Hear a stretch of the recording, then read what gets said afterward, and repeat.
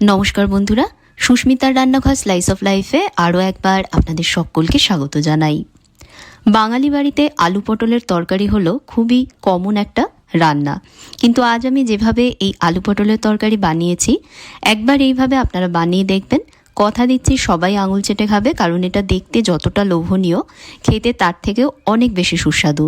আর এটা সম্পূর্ণ নিরামিষ, পেঁয়াজ রসুন ছাড়া বানানো, তাই যে কোনো নিরামিষ দিনেও আপনারা বানিয়ে নিতে পারবেন। তো এই রান্নাটা করবার জন্য প্রথমে আমি একটা কড়াইতে পর্যাপ্ত পরিমাণ সর্ষের তেল গরম করে নিচ্ছি। তেল ভালোভাবে গরম হলে আঁচ কমিয়ে দিয়ে এর মধ্যে দিচ্ছি হাফ চামচ নুন আর হাফ চামচ হলুদ গুঁড়ো। এবার নুন হলুদ তেলের সাথে মিশিয়ে নিচ্ছি। নুন হলুদ যাতে না পড়ে, তাই আঁচটা কিন্তু এই সময় অবশ্যই কমে রাখবেন। এবার এর মধ্যে দিয়ে দেব কেটে রাখা পটলের টুকরোগুলো। এখানে 200 গ্রাম পটলের খোসা ছাড়িয়ে নিয়ে দু টুকরোয় পটলগুলোকে আমি গোল গোল করে কেটেছি, আর সব টুকরোগুলোর পেছনে এভাবে একটু কাট লাগিয়ে নিয়েছি। কড়াইতে পটলের টুকরোগুলো দিয়ে এবার এগুলোকে একটু লাল করে ভেজে নেব। ভাজবার সময় কড়াইটা ঢেকে দিচ্ছি যাতে তাড়াতাড়ি ভাজা হয়। তবে একটু সময় পর পর কড়াইয়ের ঢাকা সরিয়ে টুকরোগুলো একটু উল্টে পাল্টে দেব, যাতে সব দিক সমানভাবে ভাজা হয়। তারপর আবারও কড়াইটা ঢেকে দেব। এভাবে পটলগুলো আমি লাল লাল করে দেখুন ভেজেছি। এবার ভাজা পটলগুলো কড়াই থেকে তুলে নিচ্ছি। ভাজা পটলগুলো কড়াই থেকে তুলে নেবার পর কড়াইতে দিয়ে দেব ছোট টুকরো করে কেটে রাখা দুটো মাঝারি মাপের আলু। এবার পটলের মতনই আলুগুলোকেও সোনালি রং করে ভেজে নেব। কড়াইটা ঢাকা চাপা দিয়ে লো মিডিয়াম আঁচে ভেজে নিচ্ছি। সোনালি রং করে আলুগুলো দেখুন আমি ভেজে নিয়েছি। এবার ভাজা আলুগুলো কড়াই থেকে তুলে নিচ্ছি। কড়াইতে এবার দিয়ে দিচ্ছি 1 চামচ তেল। এর মধ্যে ফোড়নে দিচ্ছি 3টে তেজপাতা, 1টা শুকনো লঙ্কা, 2টো দারচিনি, 3টে ছোটো এলাচ আর 6-7টা লং। এগুলোকে একটু ভেজে নিয়েই এর মধ্যে দিয়ে দিচ্ছি 1 চামচ গোটা জিরে। কয়েক সেকেন্ড ফোড়ন একটু ভেজে নেবার পর এবার এর মধ্যে দিয়ে দিচ্ছি ছোট টুকরোয় কেটে রাখা একটা মাঝারি মাপের টমেটো। টমেটোর মধ্যে অল্প নুন দিয়ে এবার টমেটো ভেজে নেব। টমেটো নরম না হওয়া পর্যন্ত 2 মিনিট ভাজবো। 2 মিনিট ভাজতেই দেখুন বন্ধুরা টমেটো নরম হয়ে গেছে। এখন দিয়ে দেব এর মধ্যে 1 টেবিল চামচ আদা বাটা।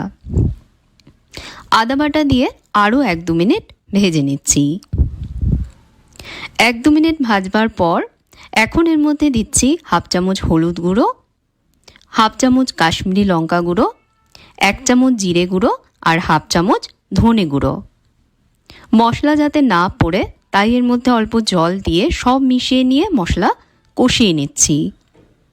মশলা থেকে তেল না ছাড়া পর্যন্ত মশলাটা কষাবো। মশলা আমি দেখুন বন্ধুরা খুব ভালোভাবে কষিয়েছি, মশলা থেকে তেল ছেড়ে দিয়েছে। এবার আগে থেকে ভেজে রাখা আলুগুলো কড়াইয়ের মধ্যে দিয়ে দিচ্ছি। আলুগুলো কড়াইতে দেবার পর মশলার সাথে আলুগুলোকেও 2 মিনিট কষাবো। 2 মিনিট মশলার সাথে আলুগুলো কষিয়ে নিয়েই এর মধ্যে দিয়ে দেব ভেজে রাখা পটলের টুকরোগুলো।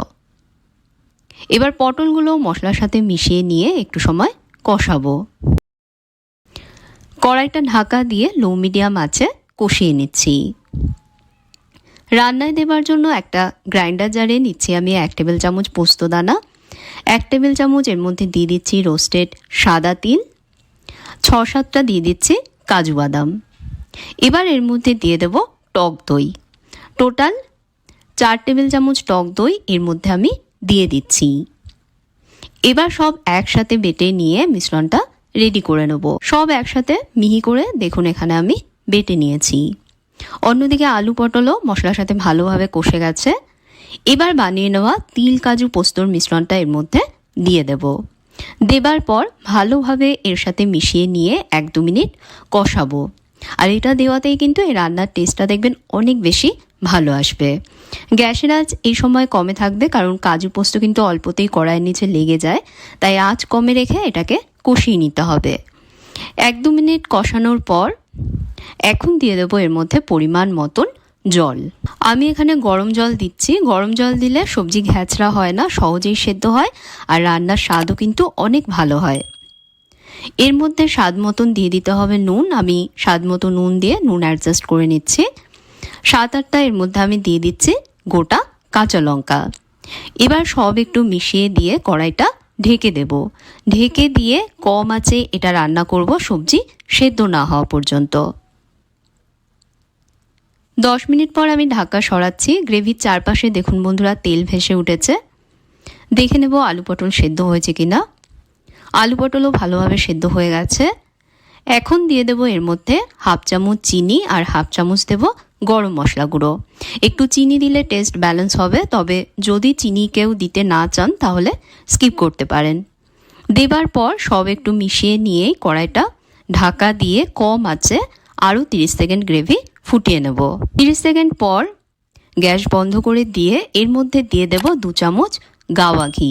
অবশ্যই কিন্তু ঘিটা দিতে হবে, ঘিটা স্কিপ করবেন না। ঘি দিয়ে এর সাথে মিশিয়ে নিয়েই একটা পাত্রে এটা তুলে নেব।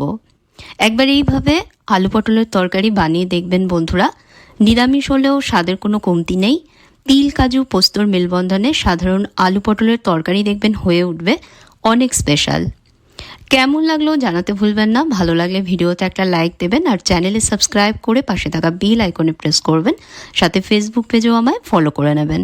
তাহলে আজকের মতন বিদায় নিচ্ছি। আপনারা ভালো থাকবেন, ভালো রাখবেন। ধন্যবাদ।